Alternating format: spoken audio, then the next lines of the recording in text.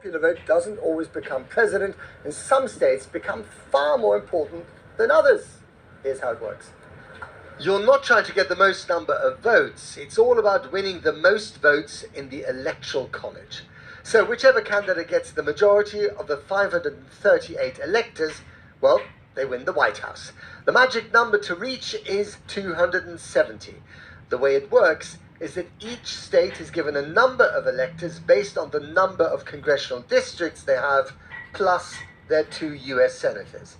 And most states have a winner-takes-all system, giving all their electoral college votes to the winning candidates.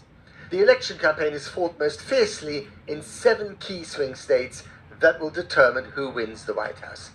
The victor will almost certainly need to win Pennsylvania with its crucial 19 electoral college votes. It's tight, but Donald Trump has a razor-thin 0.4% lead in the polls there.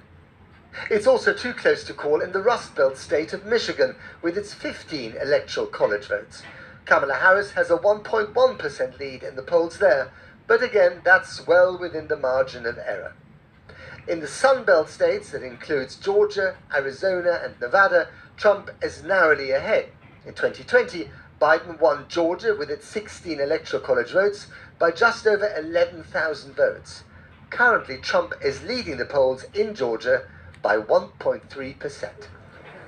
Now, after his final spin through 3 battleground states today, Donald Trump will return to the sumptuous surroundings of his private club cum super mansion in Mar-a-Lago in Florida to once again await his fate. Kieran Woodley is there. Kieran. Yes, Donald Trump will return here to Mar-a-Lago after his final rally of the campaign in Grand Rapids, Michigan. And that's something of a Donald Trump presidential tradition, because that's the same city, same state where he ended up his 2016 and 2020 campaigns. Now, the Trump team has reason to be more confident than those previous races. When you look at those swing state polls, Donald Trump was never that close in 2016 or 2020. So they believe that once again he will overperform those polls and he will run away with this, and they've been encouraged by the early vote. But Donald Trump was also in North Carolina today, and he had 3 rallies there over the weekend. That state hasn't gone Democrat since 2008. But Donald Trump narrowly won it in 2020, and maybe there are some jitters about that state and whether Donald Trump can hold on to his own Republican red wall. How does he do that? We know he needs to focus on the economy. He needs to focus on immigration. Those are the issues that he leads on. And yet, we've seen him in recent days going a bit off course. He talks about fear. He talks about the election being stolen. It does get a sense that Donald Trump, he had a campaign, a very professional campaign, which restrained him for months, and now he's kind of off the leash. He's trying to recreate 2016 when he won. The big thing is about on election day, with the vote tomorrow, how does that play out with those undecided, those shy voters?